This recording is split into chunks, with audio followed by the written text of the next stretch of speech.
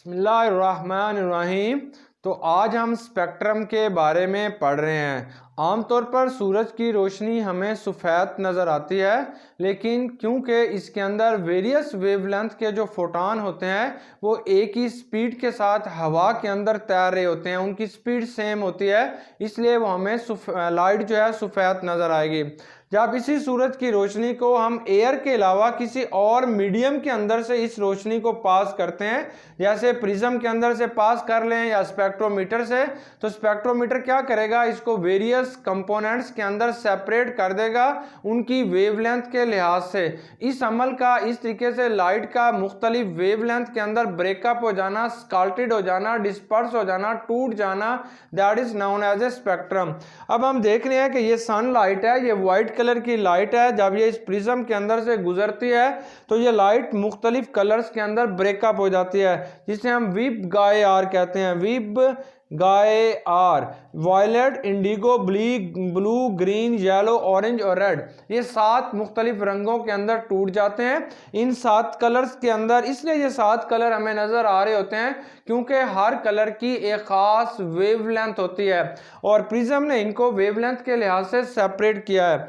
अब ये जो वायलेट कलर होगा ये हमें 400 नैनोमीटर से लेके 430 नैनोमीटर के दरमियान में जो कलर नजर आएगा वो वायलेट होगा।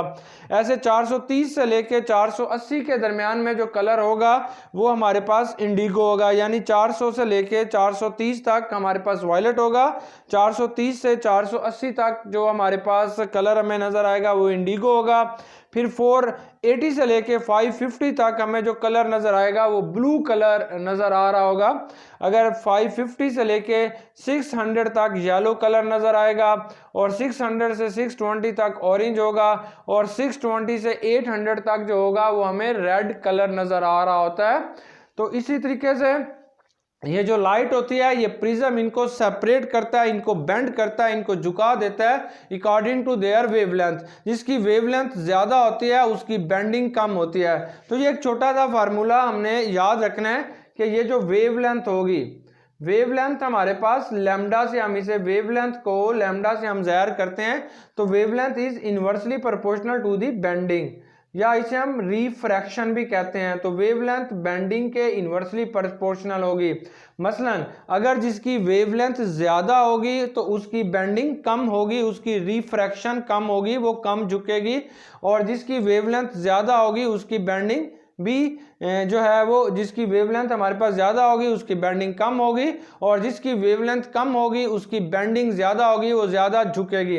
अब अगर इस स्ट्रक्चर को, इस डायग्राम को हम देखते हैं तो इसके अंदर वायलेट जो है वो सबसे ज्यादा झुकी हुई है, इसकी रिफ्रैक्शन सबसे ज्यादा है क्योंकि इसकी वेवलेंथ 400 नैनोमीटर है, और रेड लाइट जो है इसकी बेंडिंग या इसकी रिफ्रैक्शन सबसे कम है क्योंकि इसकी वेवलेंथ 750 नैनोमीटर है। फॉर एग्जांपल ये हम एक दो रेस को हम गुजारते हैं, ये हमारे पास ब्लू और रेड कलर की 2 लाइट्स हैं। जब ये प्रिज्म के अंदर से गुजरती हैं तो ब्लू कलर की बेंडिंग या रिफ्रैक्शन ज्यादा होती है क्योंकि ब्लू कलर की जो वेवलेंथ है वो कम है एज कंपेयर टू रेड, क्योंकि ब्लू कलर की जो वेवलेंथ आती है वो 480 तक आ रही है। और ये जो रेड कलर की लाइट होती है इसकी जो वेवलेंथ होती है ये 750 है, इसकी वेवलेंथ ज्यादा है, इसलिए इसकी बेंडिंग क्या है, कम है, या इसकी रिफ्रैक्शन कम होगी। अब एक्चुअली हम कहते हैं कि सूरज की जो रोशनी है ये 7 कलर्स पर मुश्तमिल है, लेकिन हकीकत में ये 7 कलर्स नहीं होते बल्कि इसके अंदर बेशुमार और कलर्स होते हैं। कैसे, अभी हम इसे समझते हैं। 400 नैनोमीटर पे हमें वायलेट कलर नजर आएगा और 400 से लेकर 430 तक हमें वायलेट कलर नजर आता रहेगा। तो 401 होगा, 402 होगा, 403 होगा। तो इस तरीके से वायलेट कलर की जो इंटेंसिटी है, वायलेट कलर जो होगा पहले तेज होगा, फिर हल्का होगा, फिर और हल्का होगा, ऐसे। इसी तरीके से इंडिगो कलर 430 पे अपेयर होगा और फिर ये 480 तक जाएगा। तो इस कलर के दरमियान में पहले ये तेज कलर नजर आएगा, फिर इससे मध्यम होगा, फिर इससे मध्यम, ऐसे 480 तक। 480 के बाद हमारे पास ब्लू कलर हमें नजर आना शुरू हो जाएगा और 550 तक चला जाएगा।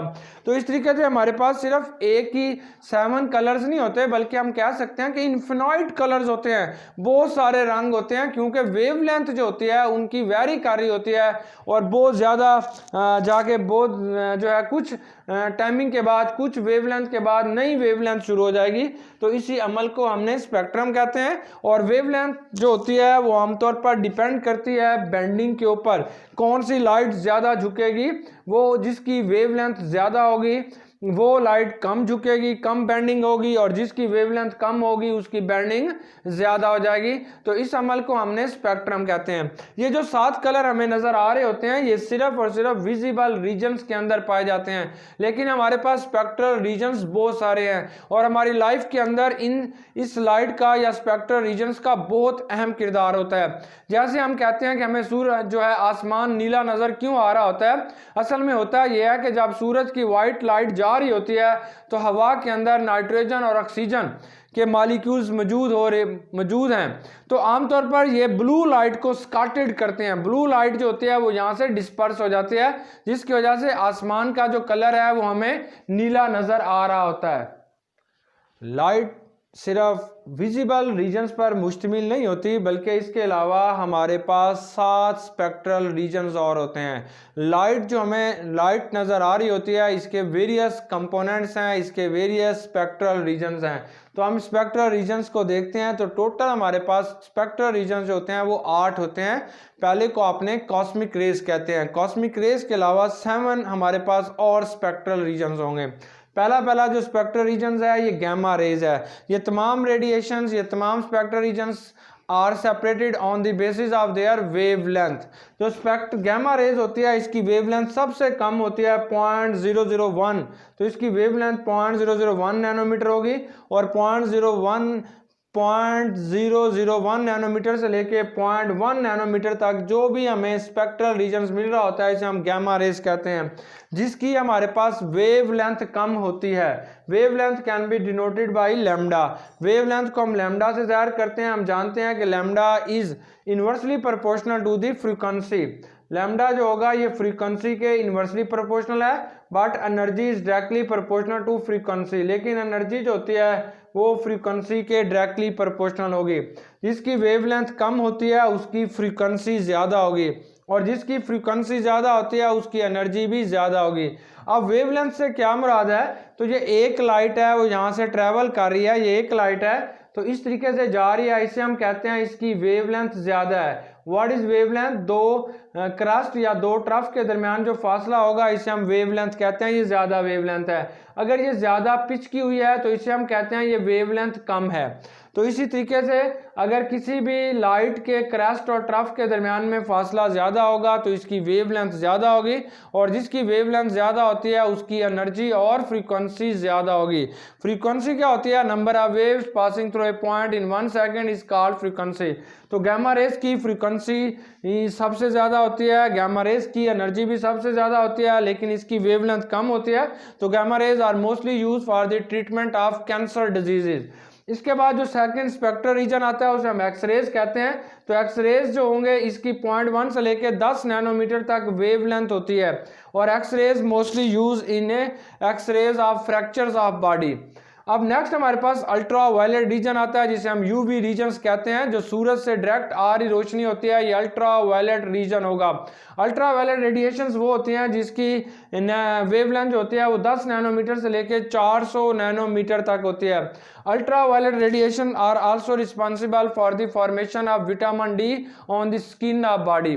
Ultra violet radiation are also responsible for the formation of melanin. Melanin हमारी जिल्द का जो कलर होता है वो मेलानिन की वजह से होता है। अगर मेलानिन की मिकदार बढ़ना शुरू हो जाए तो जिल्द का कलर जो है वो ब्लैक होना शुरू हो जाता है। अब अल्ट्रा वायलेट रीजन के बाद हमारे पास विजिबल रीजन आता है। वो रीजन जो हमें नजर आ रहा होता है जिसमें 7 कलर आते हैं और हर कलर की अपनी खास किस्म की वेवलेंथ होती है। तो विजिबल रीजन्स के अंदर 7 कलर्स हैं वीबगायार, और every colour have it's on wavelength, और हर कलर जो होगा इसकी खास किस्म की वेवलेंथ हमारे पास आ जाती है। अब ये 400 नैनोमीटर से लेके 800 नैनोमीटर तक जो है ये विजिबल रीजन होगा। फिर 800 नैनोमीटर से लेके हमारे पास IR इंफ्रारेड रेडिएशन शुरू हो जाती हैं। 800 nanometre IR infrared radiations can be divided into 3 parts, near IR, mid IR या मिडल IR और फार IR। नियर IR वो होगा जिसकी वेवलेंथ जो होती है वो 800 से लेके 2000 नैनोमीटर तक होगी।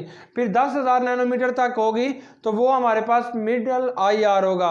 10,000 से लेके 1 लाख नैनोमीटर तक अगर इस रेडिएशंस की वेवलेंथ है तो उसे हम फार IR कहते हैं। IR radiations are mostly use in इनकी जो स्केल्टेड होती है, क्योंकि जितनी ज़्यादा वेवलेंथ बढ़ती जाएगी उतना जो है बेंडिंग इनकी कम होगी, और जिसकी बेंडिंग कम होती है तो ये IR radiations are mostly use in a laser radiations, क्योंकि ये बेंड नहीं होती, ये किसी चीज़ की तरफ ज़्यादा झुकती नहीं है या किसी चीज़ के अंदर से अगर गुजर रही है तो ये बेंडिंग शो नहीं करती, इसलिए लेज़र रेडिएशंस के अंदर यूज़ कर रहे होते हैं। या रिमोट जो होता है, टीवी रिमोट होता है, कंप्यूटर का रिमोट होता है, या मुख्तलिफ किस्म की चीज़ों के अंदर जो रिमोट है उनके अंदर जो रेडिएशन इस्तेमाल होती हैं वो IR होंगी, क्योंकि इनकी बेंडिंग बिल्कुल कम है, क्योंकि इनकी वेवलेंथ ज़्यादा होती है।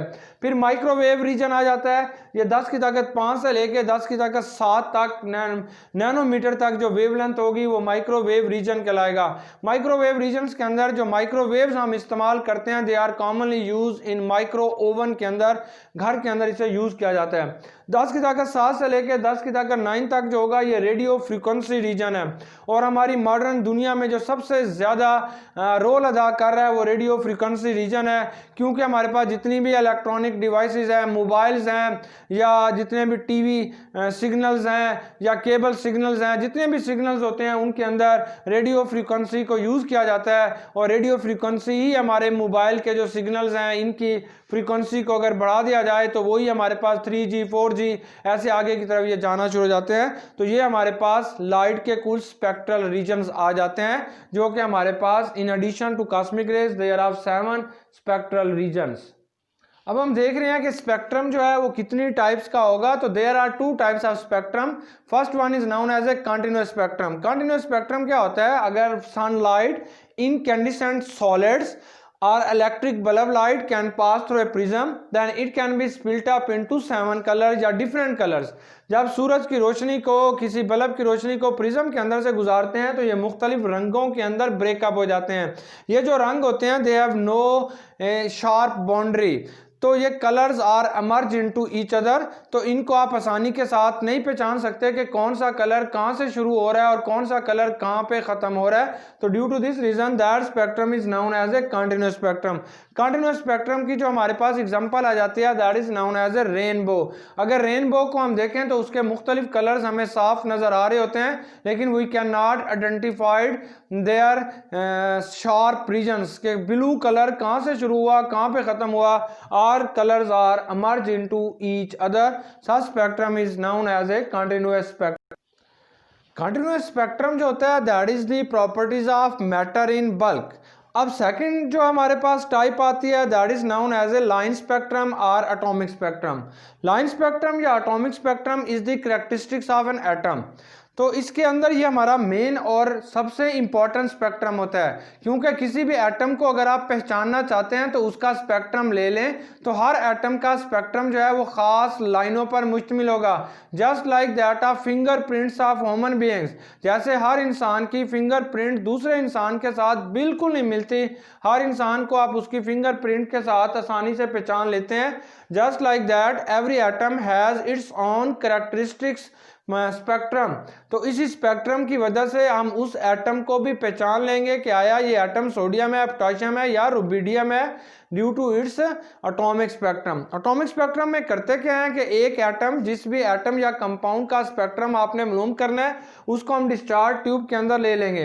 अब डिस्चार्ज ट्यूब के अंदर या तो इसे आप हीट करते हैं इलेक्ट्रिक करंट के ज़रिए, या आप इसे वैसे रेडिएशन से हीट करते हैं, तो ये एटम इसके अंदर मौजूद है वोलेटिलाइज्ड हो जाएगा, वेपर्स के अंदर कन्वर्ट हो जाएगा। तो इसके बाद इसके अंदर से रेडिएशंस निकलती हैं, then these radiations are pass through the prism. ये प्रिज्म से जब पास होंगी तो here we get bright lines on dark background, तो हमें डार्क बैकग्राउंड के ऊपर ब्राइट लाइंस मिल रही होती है। Every atom has its own characteristics line, just like जैसे हम कहते हैं सोडियम, अगर यहाँ पे सोडियम को आप गर्म करेंगे तो सोडियम के अंदर से जो रेडिएशंस निकलती है तो स्पेक्ट्रोमीटर उसे वेवलेंथ के लिहाज से सेपरेट करता है। यानी सोडियम के अंदर से येलो लाइट इमिट होती है, 2 येलो लाइन, सोडियम के अंदर से हमें 2 येलो लाइंस मिलती हैं। तो आमतौर पर उसी के अंदर सिर्फ एक खास किस्म की लाइट जो है वहां से इमिट हो रही होती है और ये जो स्पेक्ट्रोमीटर है उसी लाइट को वेवलेंथ के लिहाज से सेपरेट कर देगा। अगर आप यहाँ पे हाइड्रोजन गैस को आप फिल करते हैं तो हाइड्रोजन गैस के नतीजे में we get various lines of different colours, तो मुख्तलिफ कलर्स की मुख्तलिफ लाइनें मिल रही होती हैं in case of hydrogen gas. अब ये हमारे पास, इसे हम लाइन स्पेक्ट्रम इसलिए कहते हैं because here we get lines, यहाँ पे हमें लाइंस मिल रही होती हैं। एटॉमिक स्पेक्ट्रम हम इसलिए कहते हैं क्योंकि it is the characteristics of an atom. तो अगर इसके अंदर ये जो लाइट हमसे यहाँ पे इमिट हो रही होती है, अगर इस लाइट की वेवलेंथ डिक्रीज हो जाए, हम कहते हैं इस लाइट की जो वेवलेंथ है अगर वो डिक्रीज हो जाए, कम हो जाए, तो इन लाइनों के दरमियान में ये जो डिस्टेंस है वो भी डिक्रीज हो जाएगा। Now line spectrum can become a continuous spectrum. तो लाइन स्पेक्ट्रम फिर हम कहते हैं कि इसकी 2 टाइप्स होती हैं, एक को हम एटॉमिक एमिशन स्पेक्ट्रम कहते हैं और दूसरे को हम एटॉमिक अब्जॉर्प्शन स्पेक्ट्रम कहते हैं। Atomic spectrum has 2 types. One is known as a atomic emission spectrum. Atomic emission spectrum में किसी भी सॉलिड को हम लेते हैं और इस सॉलिड को जब हीट करते हैं, वोलेटिलाइज करते हैं, वेपर्स में कन्वर्ट करते हैं, तो इसके अंदर से रेडिएशंस निकलती हैं। हर रेडिएशन की मुख्तलिफ वेवलेंथ होगी। जब इस रेडिएशंस को डिटेक्टर के अंदर से गुजारते हैं तो ये जो रेडिएशंस होते हैं detector can be separate them according to different wavelength के लिहाज से उन्हें सेपरेट कर देगा। तो here we get bright lines on black background. अब जो सेकेंड टाइप आएगी उसे हम तो इसकी जो दूसरी टाइप आती है उसे हम कहते हैं एटॉमिक अब्जॉर्प्शन स्पेक्ट्रम। तो एटॉमिक अब्जॉर्प्शन स्पेक्ट्रम में हम यूं करते हैं कि जिस चीज़ का भी एटॉमिक अब्जॉर्प्शन स्पेक्ट्रम मालूम करना होता है उसे हम डिस्चार्ज ट्यूब के अंदर फिल कर लेते हैं, फिर आम लाइट को, रेडिएशंस को इनके अंदर से गुजारते हैं। तो कुछ रेडिएशन यहाँ पे अब्जॉर्ब हो रही हैं। फॉर एग्जांपल ये 4 रेडिएशन इसके अंदर से अगर गुजर रही हैं तो 2 रेडिएशन यहाँ पे अब्जॉर्ब हो गई हैं, 2 रेडिएशन यहाँ से निकल गई हैं। जो रेडिएशन यहाँ पे अब्जॉर्ब नहीं होती उसे आप जब डिटेक्टर के अंदर से गुजारते हैं तो here we get black lines on white background. तो ये बड़ी इंटरेस्टिंग बात है कि एटॉमिक एमिशन स्पेक्ट्रम के अंदर जो लाइनें हमें यहाँ पे ब्राइट नजर आ रही थी तो एटॉमिक अब्जॉर्प्शन स्पेक्ट्रम के अंदर वो लाइनें यहाँ पे हमें ब्लैक नजर आ रही है। तो इंटरेस्टिंग बात यह है कि दोनों लाइनों की पोजीशन सेम है। इसका मतलब ये हुआ जब हम इसे हीट करते हैं तो ये रेडिएशन जो इसके अंदर अब्जॉर्ब हुई हैं वो इमिट हो जाती हैं और एटॉमिक एमिशन स्पेक्ट्रम के अंदर अपेयर होती हैं। और जब हम इसके अंदर से रेडिएशंस गुजारते हैं तो कुछ यहाँ पे रेडिएशन अब्जॉर्ब हो जाती हैं जो कि एटॉमिक अब्जॉर्प्शन स्पेक्ट्रम के अंदर यहाँ पे जो है हमें ब्लैक लाइंस मिल रही होती हैं। तो हमारे पास एटॉमिक स्पेक्ट्रम जो है ये बहुत इंपॉर्टेंट स्पेक्ट्रम होता है। इससे हम किसी भी एलिमेंट को आसानी के साथ आइडेंटिफाई कर लेते हैं, उसकी स्ट्रक्चर का अंदाज़ा लगा लेते हैं। तो atomic spectrum play as a fingerprint role in structure of atom. तो हमारी टेक्स्ट बुक में भी ये question number exercise question number 10 का ABC पार्ट यही है। वहाँ पे पहला सवाल यही है कि एटॉमिक स्पेक्ट्रम क्या होगा, differentiate between continuous spectrum and atomic spectrum, atomic emission spectrum और एटॉमिक अब्जॉर्प्शन स्पेक्ट्रम में क्या फ़र्क होगा। वमा अलैना इल्लल बलाग।